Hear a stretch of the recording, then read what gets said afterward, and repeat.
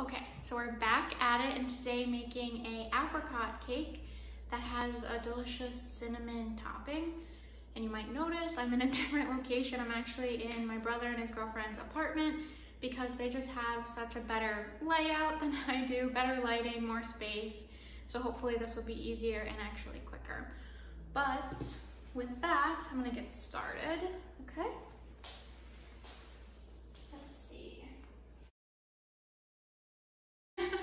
Well, apparently I already didn't read the first step. I'm supposed to melt the butter in a saucepan. So I have to get a saucepan and start melting some of the butter for the cinnamon topping. I have no idea why they're having me make this first, but whatever. Okay, I just moved everything off of the stove top so then there's no accidents or anything with things burning. Okay, so it says melt 4 tablespoons of butter in the saucepan. Now a half a cup of granulated sugar. Now 2 teaspoons of ground cinnamon.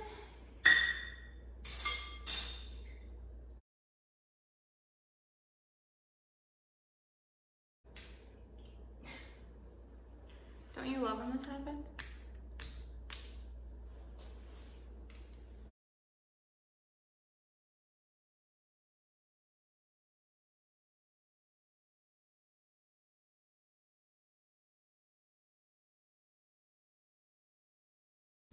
An 1/8 of a teaspoon of salt. Okay, so use the salt sparingly.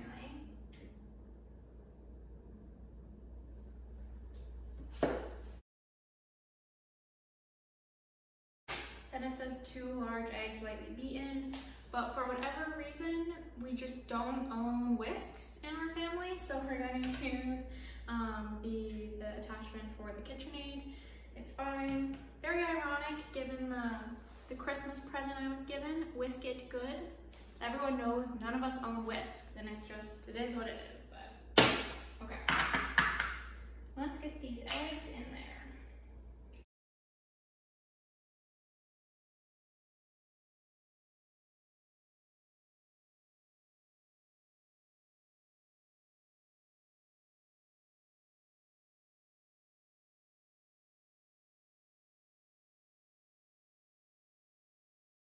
That's the ingredients for that.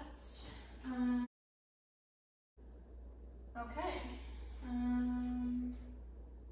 Melt the butter. Okay, so it just says to melt it. Okay, so I was just supposed to melt the butter and wait until the end to add the eggs. So technically the butter's melted, but now the eggs are warm.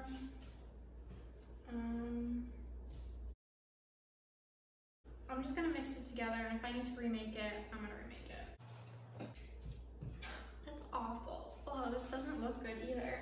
It's essentially making like sugary scrambled eggs because the egg isn't supposed to cook. All right, well, I'm just gonna let that sit, I guess. Okay, now let's make the actual cake. Preheat the oven. Bake. Now it's baking to 375. Let's make sure there's nothing in the oven. Okay.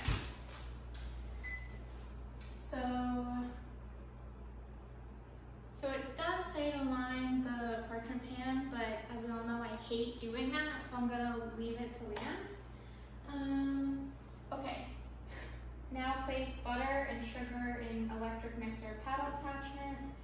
So I need 6 tablespoons unsalted butter and 1 cup of sugar. So let's do the butter.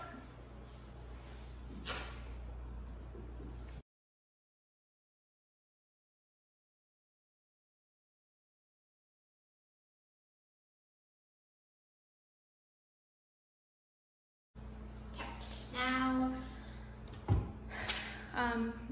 turn on the electric mixer until it is light and fluffy, then we'll add the eggs. Okay, so I mean, they're not super fluffy by any means, but I think it's just because my butter wasn't super soft, which is which is fine. But now I'm gonna add in the eggs, and thank God I don't need to whisk them before they need to go in. So I'm gonna add one egg at a time just to be careful. Okay, eggs are combined. Now I'm gonna zest 3/4 of a teaspoon of lemon zest.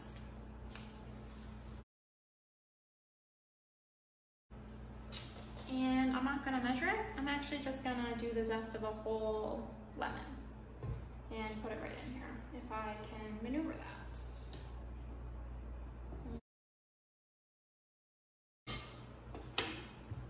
Okay, lemon zest is all set. And also, it's like I have a little tail. I don't know what to do with it. Is that better? It's not just sticking out?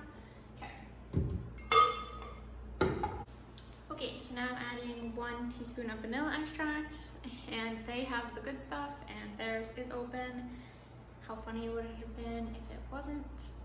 Okay, so 1 teaspoon of this, and then 1/4 of a teaspoon of almond extract, which I don't know if I've ever baked with before. So we'll see.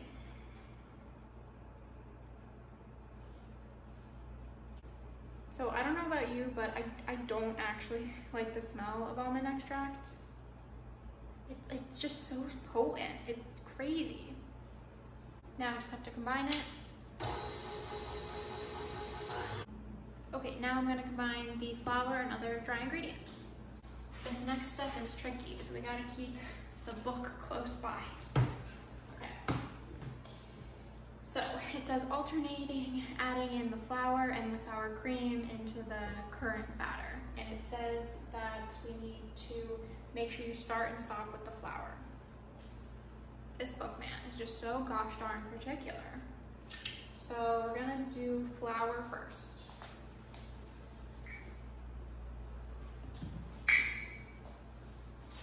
Okay, so let's just try it. Let's just add a bit of flour in.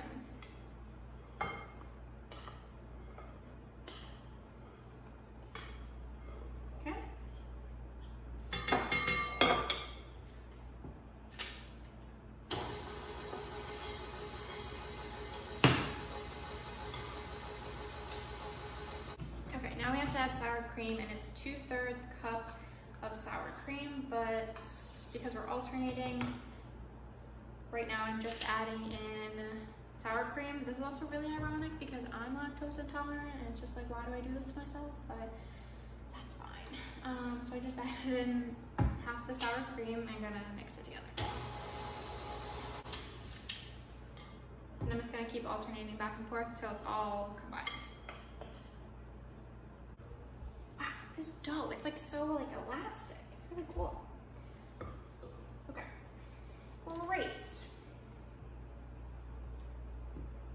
And I also misspoke in the beginning. So yes, it's an apricot cake, but I'm using peaches, and so it's a peach almond cake topped with cinnamon. That's what it is. Okay, next step. Wow. This is gonna be delicious. Wow. Okay. Da-da-da. That's it. That's the whole batter. Okay. Okay, I can do that. So now I need to prep the pan. I, however, don't have the right size pan. I wanted to wait to see how much batter it was.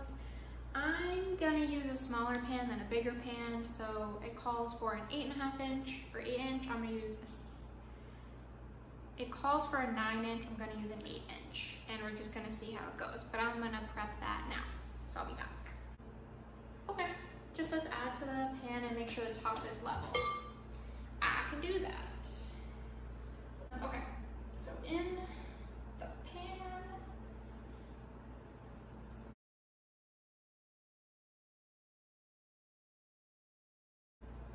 Okay. Whew. Let's even it out.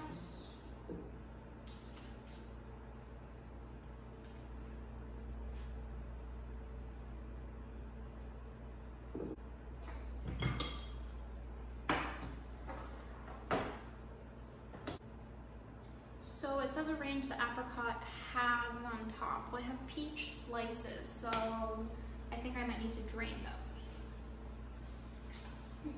And let's see how much apricot I need.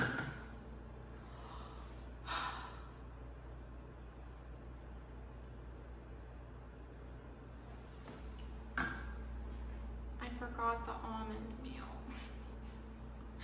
So it was too good to be true. Oh no. I forgot to add the almond meal into the batter. It's only 1/3 of a cup. That kind of defeats the purpose of the almond cake though. Oh, of course. I don't know what to do. But I'm gonna add the almond meal to the top of the batter, and then I'm just gonna swirl it in. It's only 1/3 of a cup, so it's not that much. Okay. Well, I'll have to try this recipe again where I don't scramble the eggs and I don't forget an entire core ingredient. So 1/3 of a cup of almond meal. It's supposed to go in the batter if you're following along with me. And if you're following along with me, I'm sorry. Okay. Yeah, I'm just gonna do it.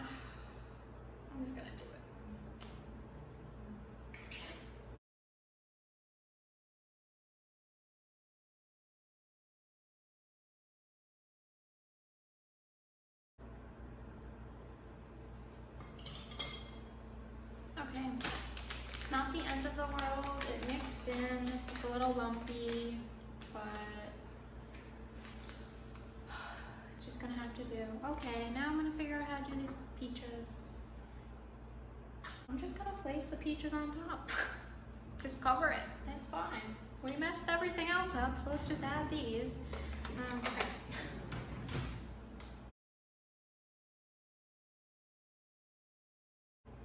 Spoon cinnamon topping over and around the apricots. That seems pretty easy. Okay, we're just gonna go for it, and then we're done. Okay.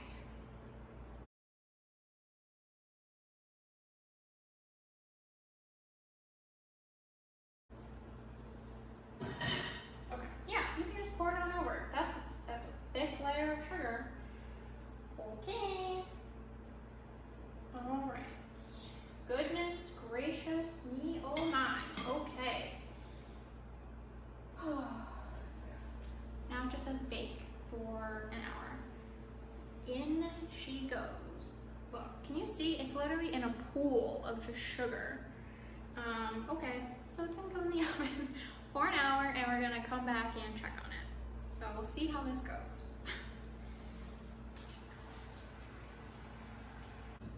Okay, the timer just went off, and only then did I realize I was supposed to keep a close eye on it because it says it goes from undercooked to cooked very fast. So let's check on it quickly, see how it is using a fork, and then, okay, well, let's just do that and see how it is. Oh yeah, it's definitely overcooked. Okay, well, all right.